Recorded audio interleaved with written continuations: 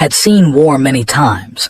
In his 200 years of life, he had watched 37 different battles across the galaxy. He had seen planets burn. He had seen fleets destroyed. He had seen species surrender and species fight until nothing remained. He thought he understood everything about war.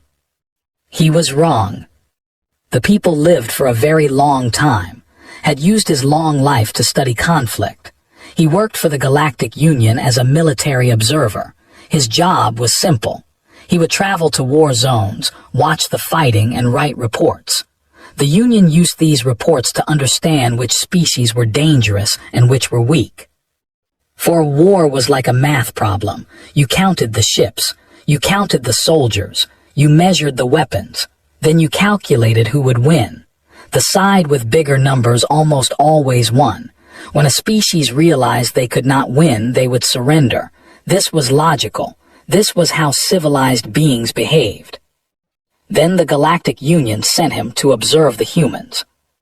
The Empire had invaded a human colony called Seven. They were an old and powerful species. They had conquered 17 other species in the past 1,000 years. Their ships were large and advanced. Their weapons could destroy cities in seconds. When they wanted a planet, they took it. Seven was a farming world. 6 million humans lived there. They grew food for other human colonies. They had no military value. They had no special resources, but they wanted the planet anyway. Perhaps they wanted to test humanity. Perhaps they simply did not care about the lives of farmers and their children. Arrived on his observation ship, the Eternal Witness, 3 days before the battle, he looked at the tactical data and felt sorry for the humans. They had sent 47 warships. The humans had only 12. The ships were newer and stronger. Their weapons had longer range. Their shields could absorb more damage. By every calculation could make, the humans would lose. The only question was how quickly. He transported to the human flagship, a heavy cruiser called the ship was old, could see patches on the hull where damage had been repaired many times. The humans did not have money for new ships. They fixed what they had and kept fighting. Admiral Park met him in the landing bay. The admiral was 62 years old, which was old for a human. His hair had turned gray at the sides.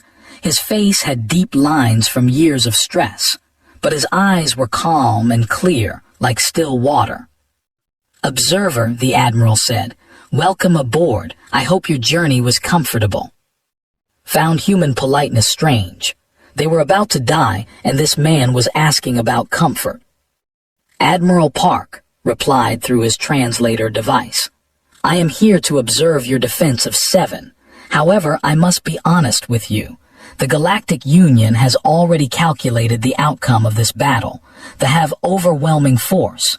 Perhaps you should consider negotiating evacuation terms. They might allow your civilians to leave."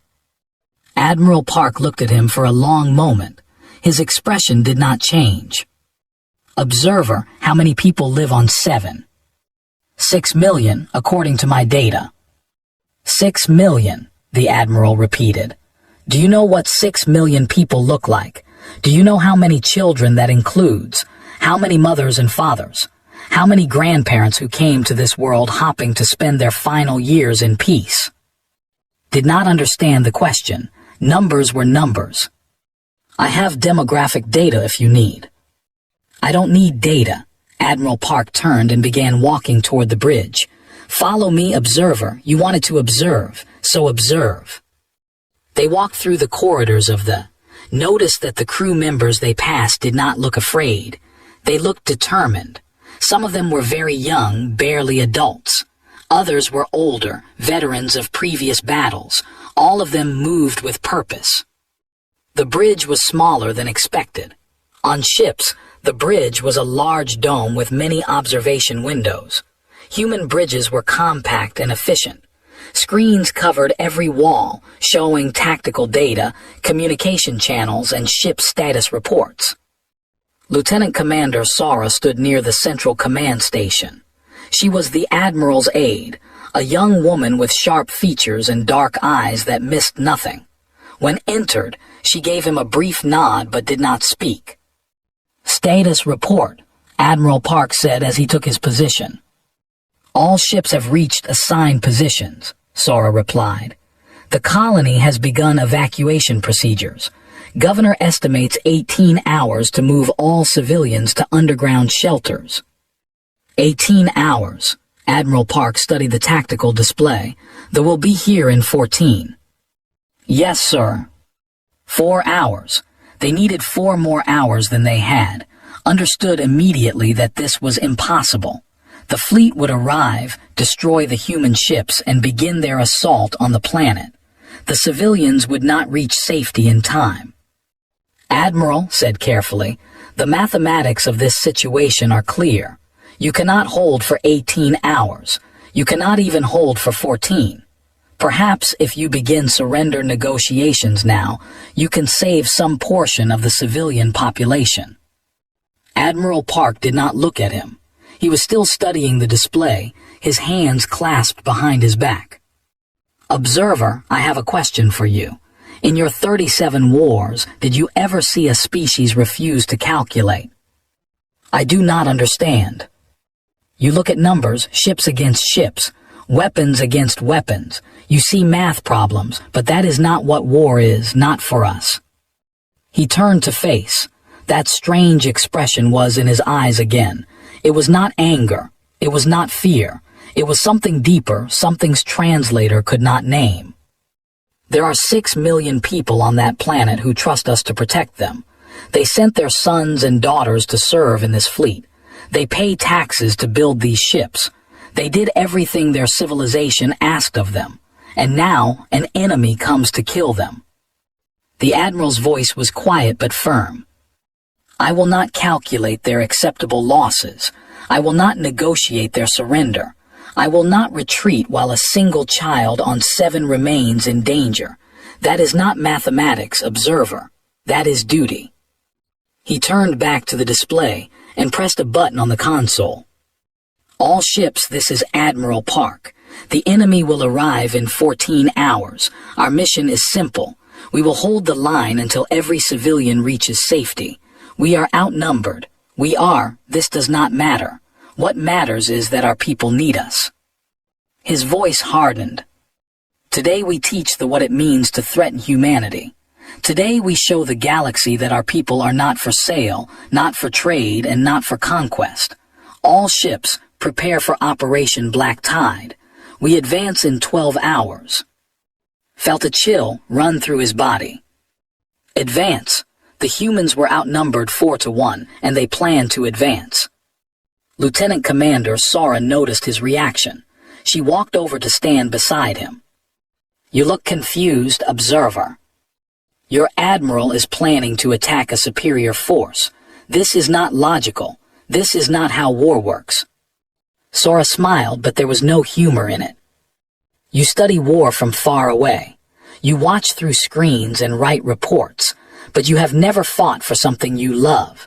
You have never looked at an enemy and known that behind you are people who cannot defend themselves." She looked toward the tactical display, where the fleet would soon appear. "We are not going to win this battle because we have better ships. We are going to win because we have no choice. Those are our people down there, and we would rather die than fail them." Had no response. In 200 years, no one had ever spoken to him like this. He began to wonder if perhaps he did not understand war at all.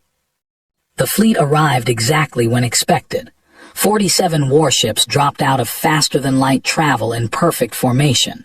They were beautiful in a terrible way.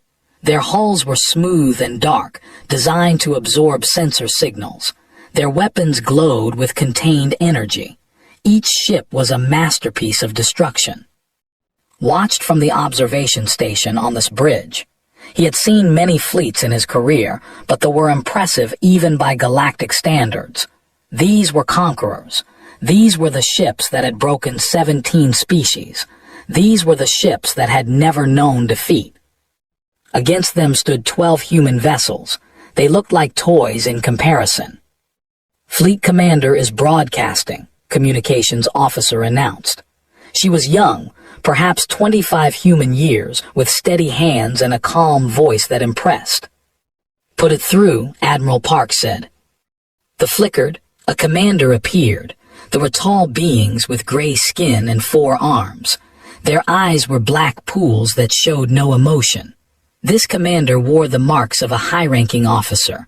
Gold bands wrapped around all 4 of his arms. "Humans," the commander said. His voice was cold and flat. "I am Fleet Master. You have one opportunity to survive. Power down your weapons and surrender your colony. Your people will be relocated to work camps. This is generous. Many species received no offer at all." Admiral Park stood straight, his hands behind his back.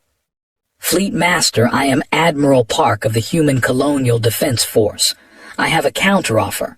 Turn your ships around and leave this system. Your people will be allowed to return home. This is generous. Many enemies of humanity received no offer at all." Silence filled the channel. Even, who had seen many strange things, could not believe what he was hearing. A human admiral was threatening the Empire. Fleet Master made a sound that might have been laughter. "You have 12 ships. I have 47. Your confidence is amusing, but it changes nothing.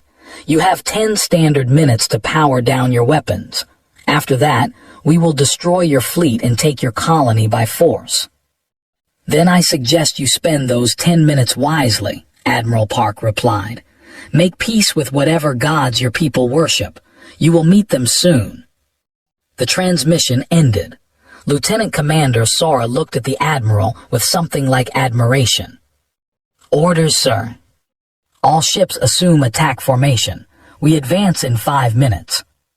Stepped forward. He could not stay silent any longer. "Admiral, please listen to reason. They have superior numbers, superior weapons, and superior shields. If you advance, you will lose ships immediately. At this range, your weapons cannot even penetrate their defenses." "I know," Admiral Park said simply. "Then why advance? Why not hold position and fight defensively? You might last longer." "Longer is not good enough." The Admiral pointed at the planet on the tactical display. "Every minute we fight here is a minute the civilians have to reach safety. If we fight defensively, they will simply bombard us from range. We will die slowly, and our people will die with us." He turned to face directly. "If we advance, we force them to fight at close range. Their long-range weapons become less effective. Our weapons become more effective. We will lose ships. We will lose people. But we will hurt them in ways they do not expect." "This is suicide," whispered. "No, observer, this is sacrifice. There is a difference." 5 minutes passed quickly. The human fleet began to move. Watched the tactical display in horror and fascination. The 12 human ships accelerated toward the Armada. They did not spread out to avoid enemy fire. They stayed in tight formation, protecting each other, moving as one unit. They opened fire. Long-range particle beams lanced across space. The first shots missed, but they quickly adjusted their aim. A human destroyer on the left flank took a direct hit. Its shields flared bright blue, absorbing the impact. A second shot struck moments later. The shields collapsed. "The has lost shields," Sara reported. Her voice remained steady. "Hull breaches on decks 4 through 7. "Tell Captain Gong to fall back behind the cruiser line," Admiral Park ordered. "All other ships continue advance." But Captain Gong did not fall back. Instead, they accelerated, pushing ahead of the formation. "Sir," said quietly, "Captain Gong is broadcasting to the fleet." The voice that came over the speakers was rough with pain. Captain Gong's ship was dying, and he knew it. "This is, our engines are damaged. We cannot maintain formation speed. We will clear a path for the fleet. It has been an honor." They surged forward alone, directly toward the center of the line. "What is he doing?" asked. Sara's voice was soft. "He is doing his duty." The concentrated fire on the little destroyer had no chance. Hit after hit struck its hull. Metal tore apart. Atmosphere vented into space. but the ship kept moving forward, engines burning at maximum power. At the last moment, Captain Gong aimed his ship at a cruiser. He overloaded his reactor core. The explosion was blinding. The and the cruiser disappeared together in a ball of white fire. 2 other ships nearby suffered heavy damage from the blast. Could not speak.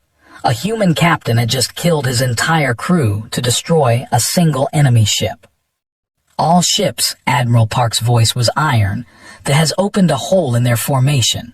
Advance through that hole, close to knife-fighting range. The human fleet poured through the gap like water through a broken dam. Now the battle changed. At close range, the long guns could not track quickly enough. Human kinetic cannons began to fire, hammering enemy shields with solid projectiles. Instruments detected something strange. The human ships were channeling power away from their engines and into their weapons. They were making themselves slower and more vulnerable in exchange for more firepower. "They are burning themselves out," he said to Sora. "Your ships are not designed for this. The reactors will fail." "The reactors will last long enough," she replied.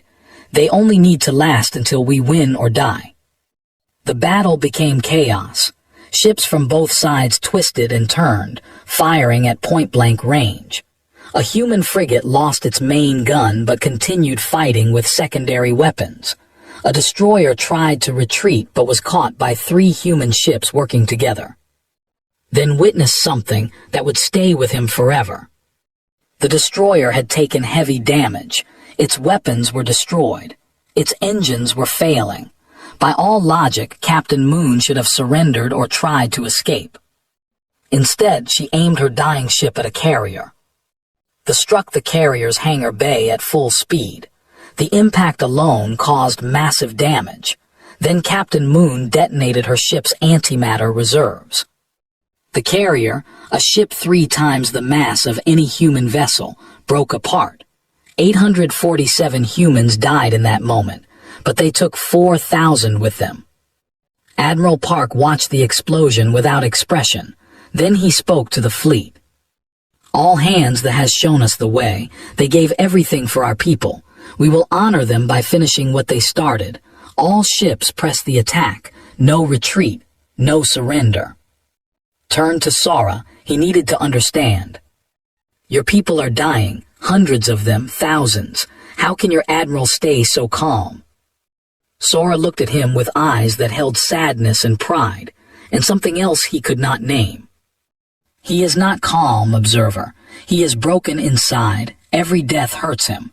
Every life lost is a wound that will never heal, but he cannot show it, because if he breaks, the fleet breaks. If the fleet breaks, our people die." She looked back at the tactical display, where human ships were still fighting, still dying, still refusing to retreat. "That is what you do not understand about us. We do not fight because we think we will win. We fight because someone has to. We fight because there are children on that planet who deserve to grow up. We fight because that is what humans do." The battle continued. The humans kept losing ships, but slowly, impossibly, they were losing more. For the first time in his long career, wondered if he had chosen the wrong side of the observation glass. While fire and death filled the space above 7, the people on the ground fought their own battle. They had sent landing forces before the orbital fight began. 20,000 soldiers in heavy armor had touched down near the capital city of.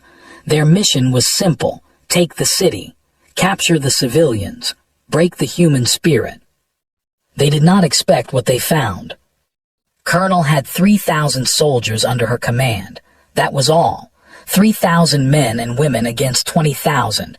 Her soldiers were not elite troops. Many of them were farmers who had learned to shoot only 2 years ago. Their weapons were old. Their armor was thin.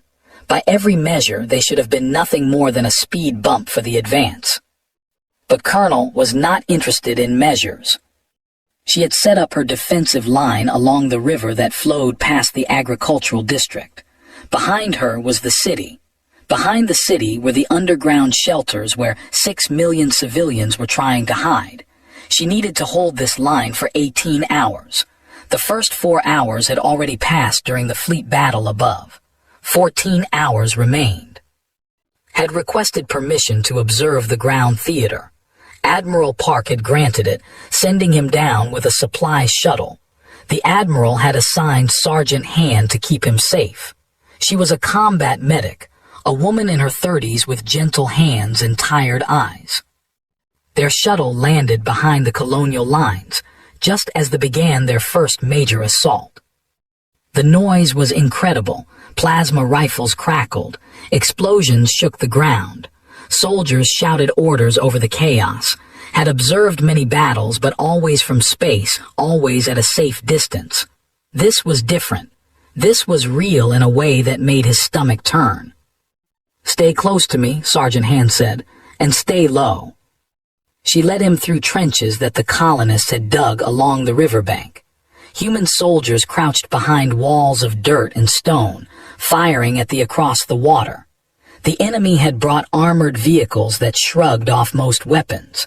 They had brought artillery that could destroy entire positions with a single shot. The humans had determination, that was all. Saw a young soldier, barely more than a boy, firing his rifle until it overheated.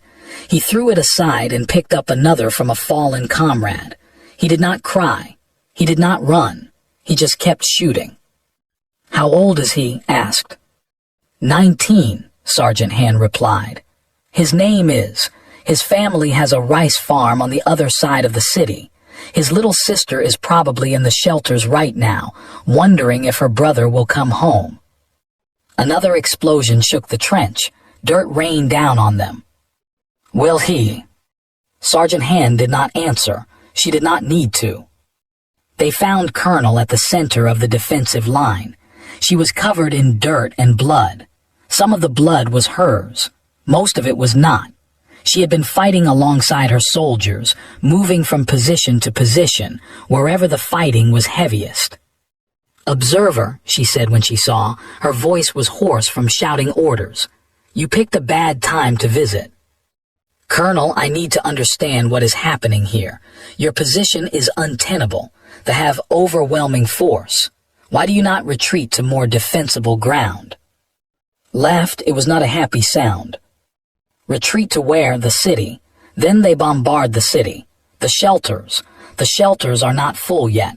My job is to keep them busy here until every civilian is safe." "How long must you hold?" 14 hours when I woke up this morning.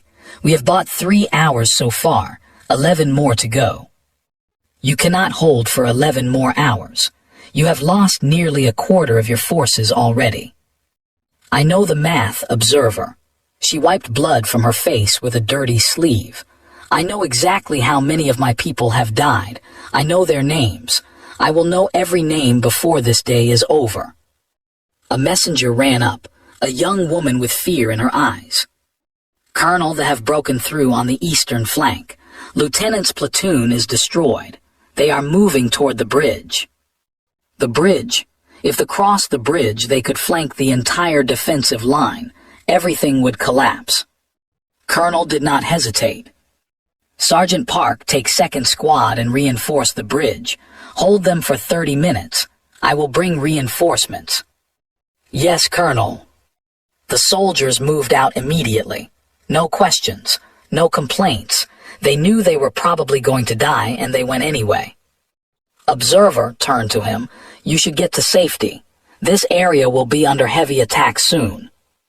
"I came to observe. I will stay and observe." Something flickered in her eyes. Respect, perhaps. "Then observe this." She picked up a rifle from the ground and began walking toward the eastern flank, toward the enemy. Colonel called after her, "What are you doing?" She looked back over her shoulder. "My soldiers are dying for this line. I will not ask them to do anything I am not willing to do myself. That is what leadership means." She walked into the smoke and chaos. Sergeant Hand touched his arm. "We should move to a safer position, observer." But stood frozen, watching the colonel disappear into the battle. For the next 3 hours, He witnessed things that no report could capture. He saw soldiers carry wounded friends to safety under enemy fire. He saw medics like Sergeant Han working on dying soldiers, knowing they could not save them but refusing to stop trying. He saw a human woman pick up a grenade that had landed near a group of injured soldiers and throw it back at the enemy before it could explode. She lost her arm. She did not scream. She looked at the soldiers she had saved and said, "Someone get me a bandage." They pushed forward. The humans fell back, one step at a time, buying minutes with blood. Every position lost was paid for by lives. The enemy was winning, but they were paying a terrible price. At the bridge, Sergeant Park and his squad held for 47 minutes instead of 30. 47 minutes because they refused to die until they were sure reinforcements had arrived.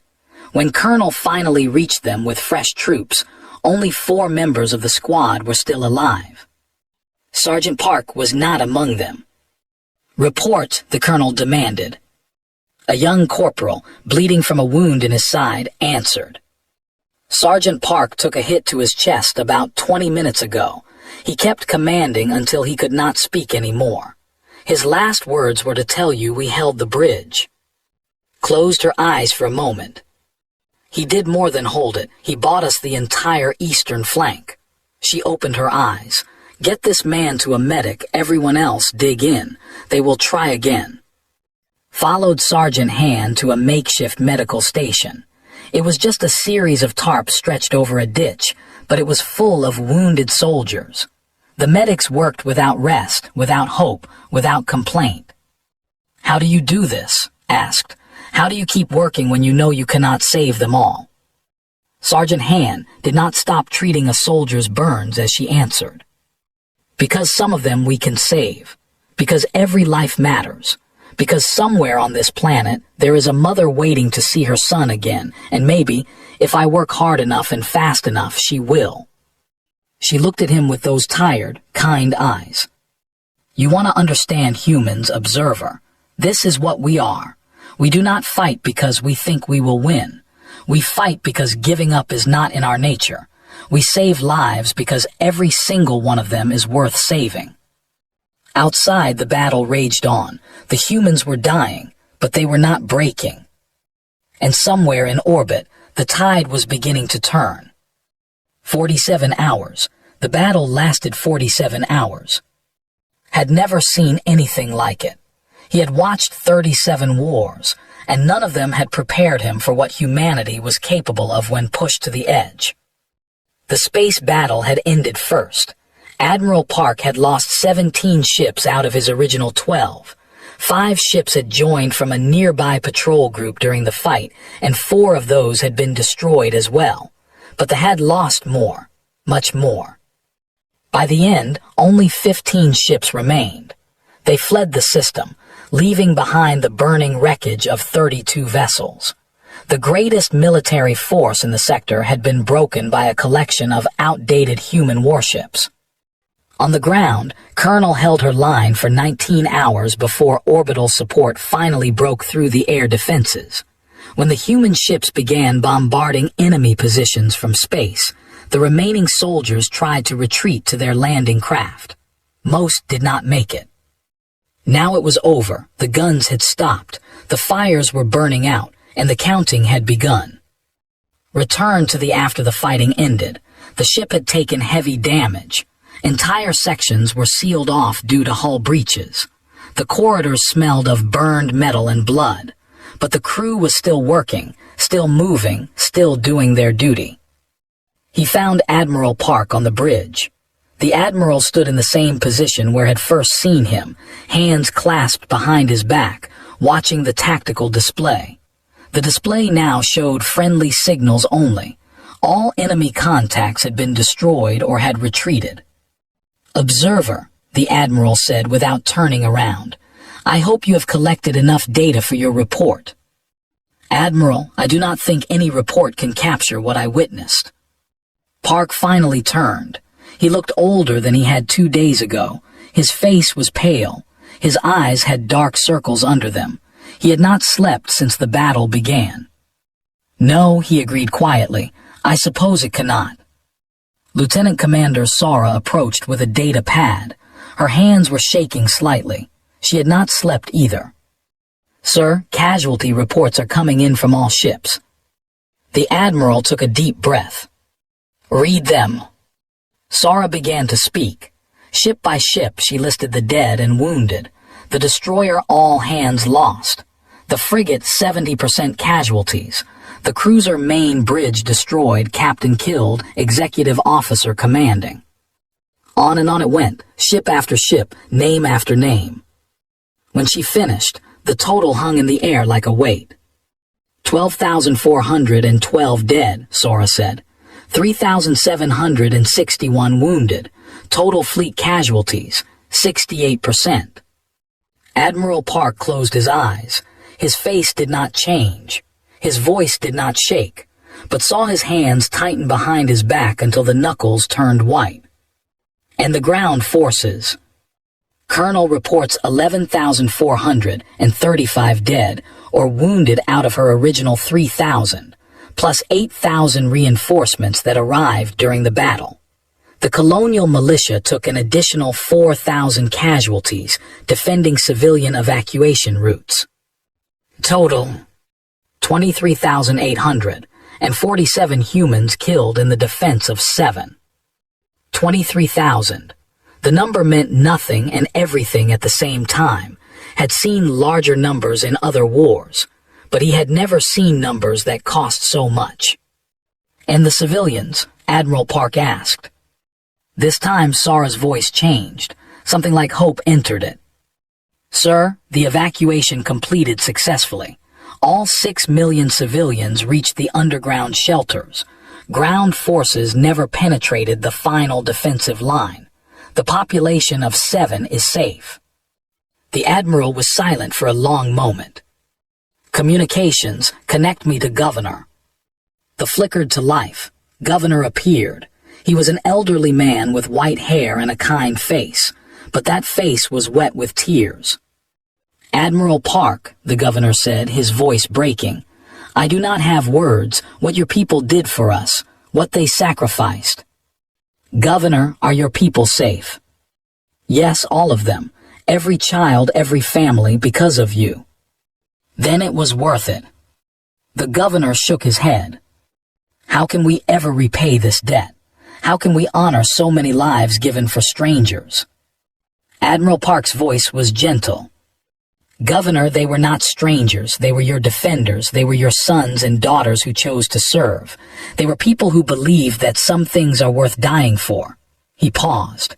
You want to honor them, live well, raise your children in peace. Remember their names. That is all they would have wanted. The transmission ended. Admiral Park stood motionless for a long moment, staring at the blank screen. Then he spoke to his crew. All hands secure from battle stations. We have wounded to care for and dead to honor. Navigation, plot a course for 17.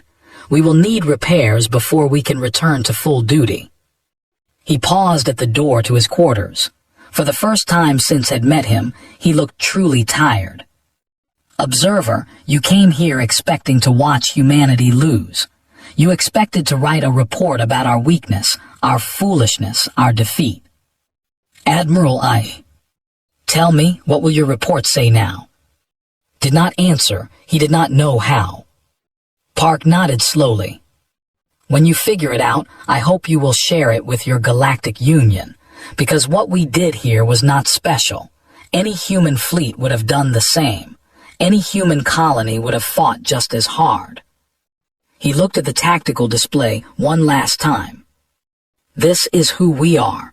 This is what we do for each other, and if the galaxy does not understand that yet, it will. He left the bridge. The door closed behind him, and knew with absolute certainty that the Admiral was going to his quarters to weep for the 12,000 people who had died under his command. Later that day, went down to the surface one last time. He wanted to see 7 for himself. He wanted to understand what so many humans had died to protect. Sergeant Hand met him at the shuttle. Observer, I thought you would have left by now. I needed to see. She nodded and led him toward the city. The streets were filled with people. Civilians were emerging from the underground shelters, blinking in the sunlight, looking at the sky where the battle had raged. Children held their parents' hands. Old people cried with relief. Young people embraced and laughed and wept all at the same time. Saw a young woman running toward a soldier in dirty, blood-stained armor. She threw her arms around him and would not let go. "My brother," she kept saying, "my brother came home." Nearby, Colonel stood watching the reunions. She was still covered in dirt and dried blood. She had not taken time to clean herself.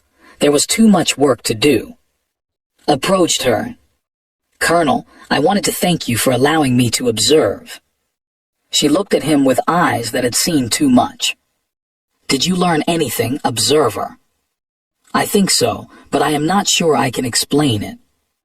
Pointed at the crowds around them. "Then let me help you. See that woman holding the child? That child would be dead if we had not held the line. See that old man crying by the fountain? He would be in a work camp. See those young people hugging each other? They would never have grown old together." She turned back too. 23,000 humans died so that those people could live. That is not mathematics. That is not tactics. That is love, observer. Messy, painful, beautiful love. The kind that makes you do impossible things. Looked at the crowds, at the tears of joy, at the families reunited, at the children who would grow up because humans had refused to surrender. "I think I am beginning to understand." "Good," Colonel managed a tired smile.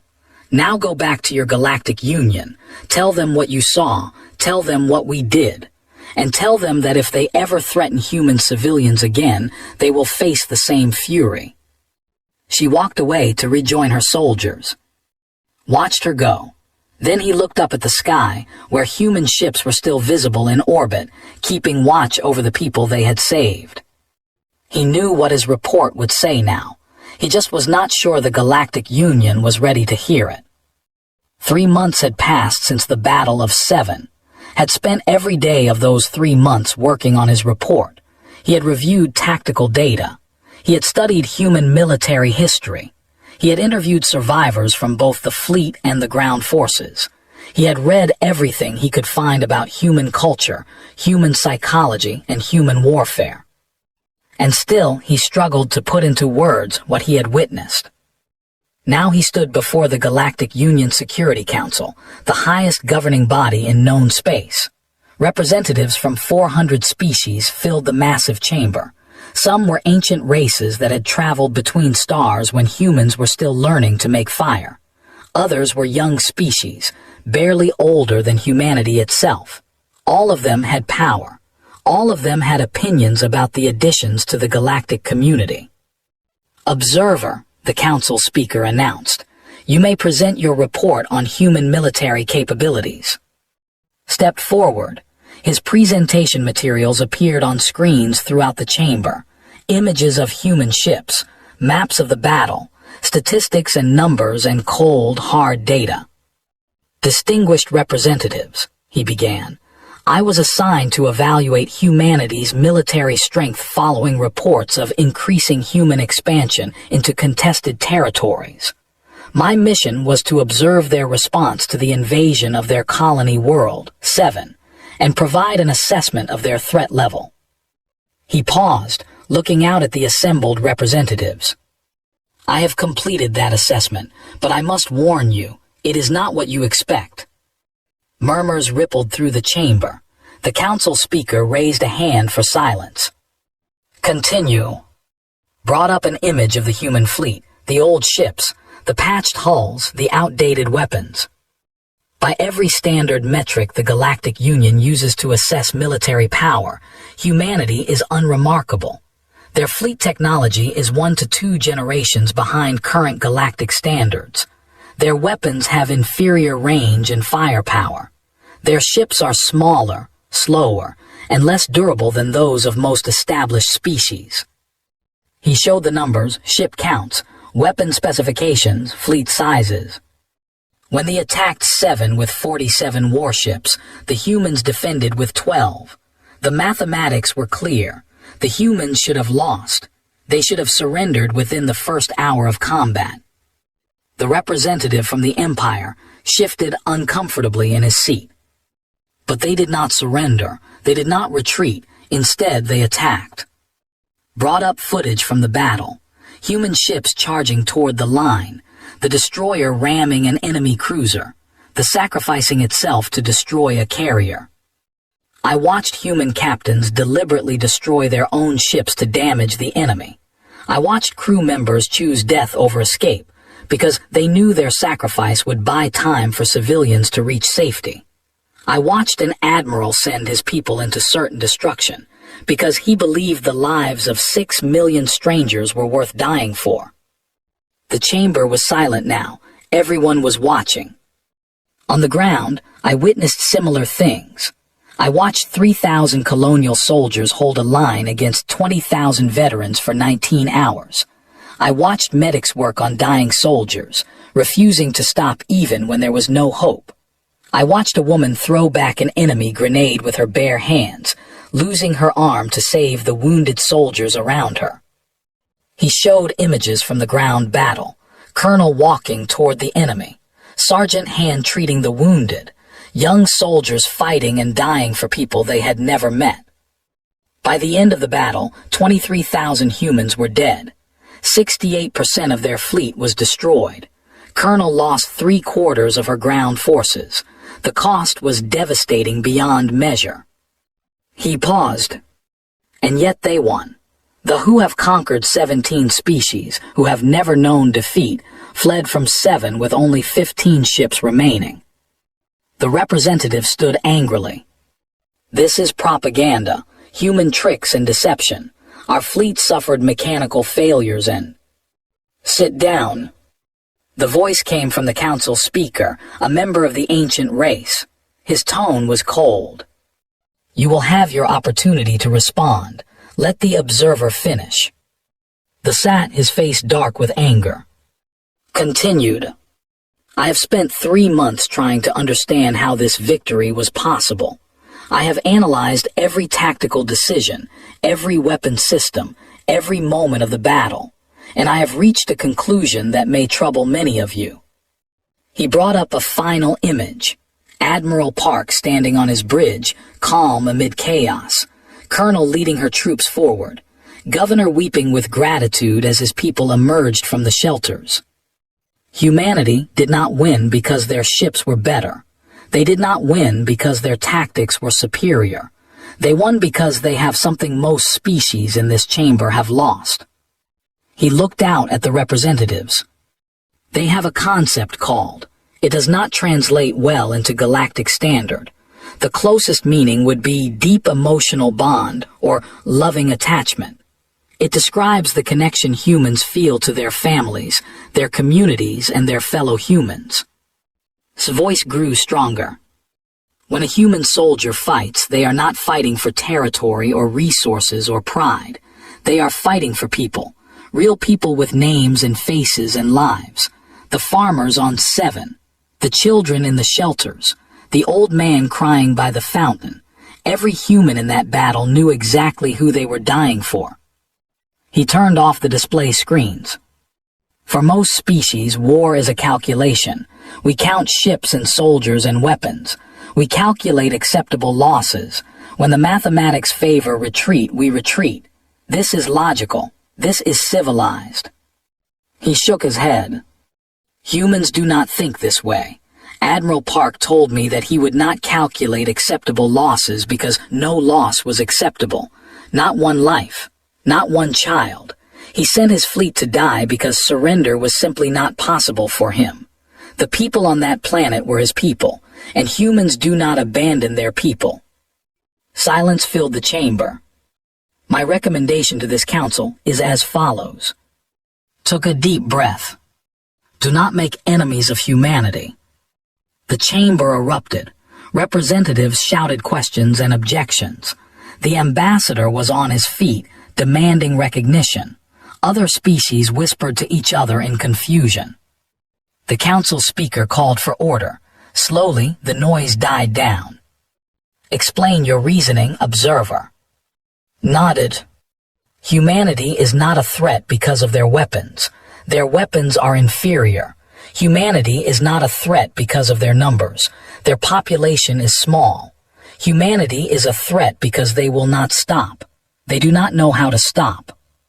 He looked directly at the representative. You attacked one colony with 47 ships. You lost 32 of them. Humanity has over 100 colonies. If you attack another, they will come with more ships. They will come with more soldiers. They will come with the fury of a species that has been wronged, and they will not stop until you are destroyed or they are. He turned back to the full council. But there is another option. Do not make enemies of them. Make allies of them instead. Because the same love that makes them terrible in war makes them loyal beyond measure in peace. A human who calls you friend will die for you just as quickly as they will die for their own kind. He brought up one last image, the crowds on 7, the families reunited, the children laughing in the sunlight.